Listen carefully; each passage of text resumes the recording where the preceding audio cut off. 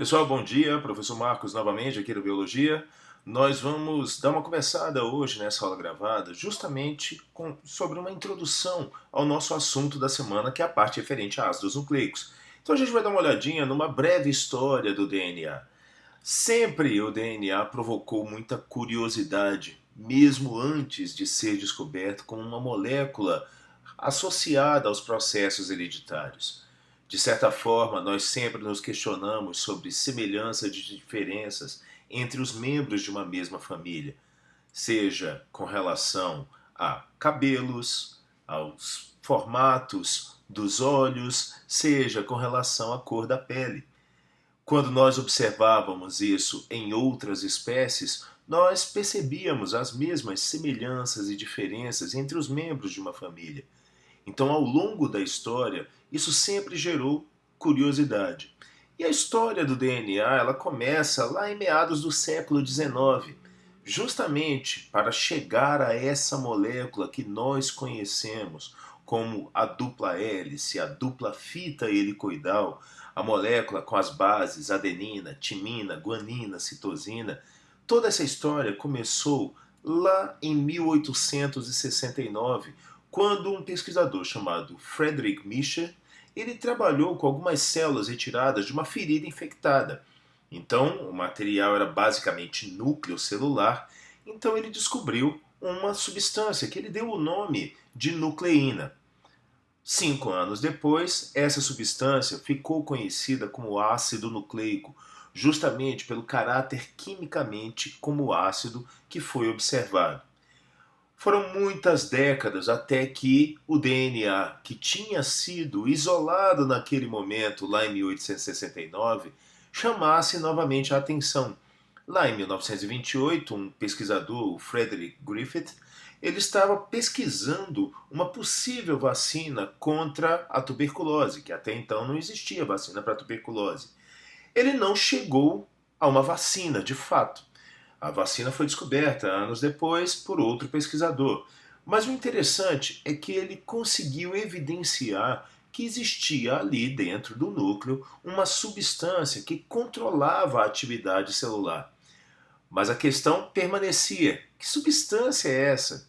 Como que ela trabalha? Qual é a razão dela estar lá no núcleo? E a pesquisa continuou. Em 1944, um outro pesquisador, Oswald Avery, ele, juntamente com a sua equipe, eles não ignoraram os trabalhos anteriores. Eles colocaram justamente o seguinte: tudo aquilo que o Griffith tinha falado sobre uma molécula que tinha evidência de controle da atividade celular, ele e a equipe analisaram e tornaram o DNA, o ácido desoxirribonucleico, como um provável suspeito de ter o chamado princípio transformante. Quem carregava informações genéticas seria exatamente o DNA, mas não se conhecia a estrutura dele ainda. Todo esse processo começou a chamar ainda mais a atenção dos pesquisadores. Começou uma verdadeira corrida para descobrir como era a estrutura do DNA. Foi então que, em 1952, um casal de pesquisadores, Martha Chase e o Alfred Hershey, eles conseguiram provar que o DNA era realmente o grande suporte da informação genética. Existia ainda um questionamento: seria o DNA o material hereditário? Seriam as proteínas? Com isso, em 1952, o interesse pelo DNA literalmente explodiu. A pesquisa continuou e dois pesquisadores extremamente importantes na história de toda a biologia molecular e da genética molecular, justamente o Maurice Wilkins, que está aqui embaixo, e a Rosalind Franklin, eles estudaram utilizando difração de raio-x. Então, basicamente, é como retirar uma radiografia de uma molécula. Eles colocaram uma fonte de raio-x, muito semelhante às máquinas de radiografia que nós usamos hoje, utilizaram um feixe de raio-x para atravessar uma molécula de DNA e obtiveram imagens em uma placa fotográfica como essas imagens que estão aqui embaixo, um padrão de imagens que indicava um certo formato espacial para a molécula de DNA. Isso chamou demais a atenção de pesquisadores pelo mundo.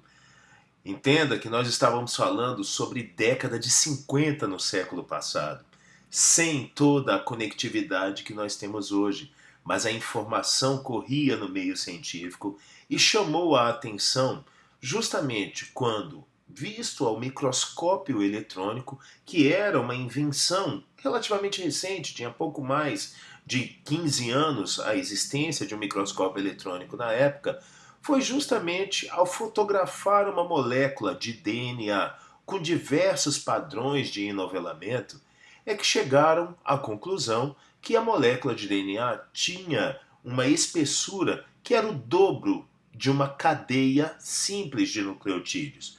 Então começaram a imaginar, seria ali uma dupla fita, uma dupla cadeia de nucleotídeos? Essa dúvida só foi tirada quando entraram nessa corrida dois pesquisadores, um biólogo, James Watson, e um físico e bioquímico, Francis Crick.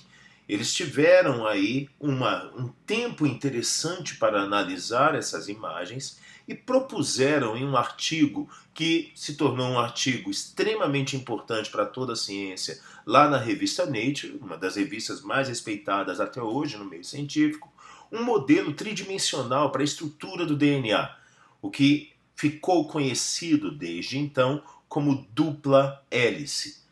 E ao fazer isso, como eles obtiveram tais imagens? Essas imagens, este padrão, que deixava justamente um padrão muito semelhante a uma escada, né, com os degraus e com justamente um corrimão em cada uma das cadeias, esse padrão chamou demais a atenção e levou Watson e Crick a fazerem essa proposta de uma dupla fita helicoidal.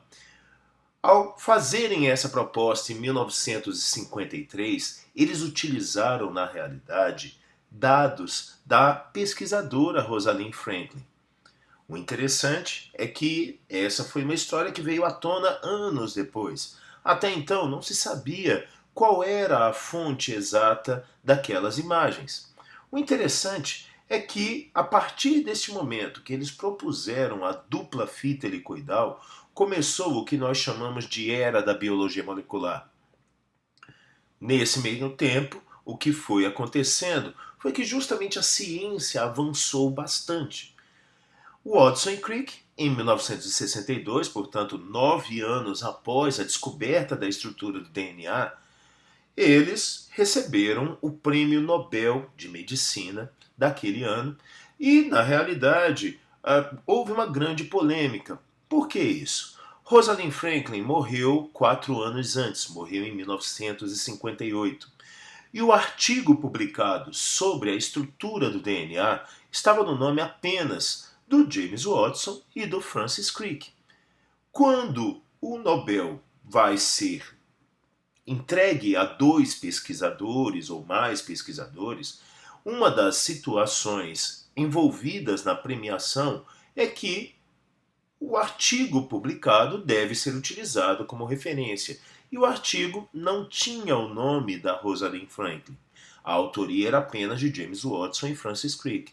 É por isso que hoje coloca-se exatamente Rosalind Franklin como uma das grandes mulheres da ciência, uma das grandes injustiçadas da ciência, uma vez que ela também deveria ter recebido o Prêmio Nobel, embora não fosse uma prática o Prêmio Nobel póstumo, seria uma situação de reconhecimento importante para Rosalind Franklin, porque o padrão de imagens foi uma interpretação dela e do Maurice Wilkins anos antes, mas infelizmente, por um desses caminhos diferentes da ciência, ela não foi reconhecida naquela época. Foi ser reconhecida, na realidade, pela sociedade científica décadas depois.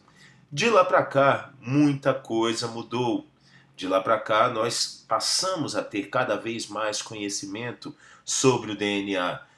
conhecendo exatamente como as bases adenina e timina formam duas pontes ou duas ligações de hidrogênio entre elas, como guanina e citosina apresentam também essa complementaridade com três pontes de hidrogênio entre elas, de modo que nós observamos a relação entre grupo fosfato, a pentose existente, no caso a desoxirribose, e as bases, formando a dupla fita do DNA. De lá para cá, todo esse estudo se aprofundou e com o avanço tecnológico da própria microscopia eletrônica, nós temos hoje condição de enxergar a molécula de DNA de uma forma muito mais adequada. A ciência não parou, ela continua avançando e cada vez mais nós conhecemos sobre a história dessa molécula que é intrigante. E as próximas descobertas? Quem sabe serão vocês os descobridores. Tá certo, pessoal? Então, muito obrigado e bom estudo a todos vocês.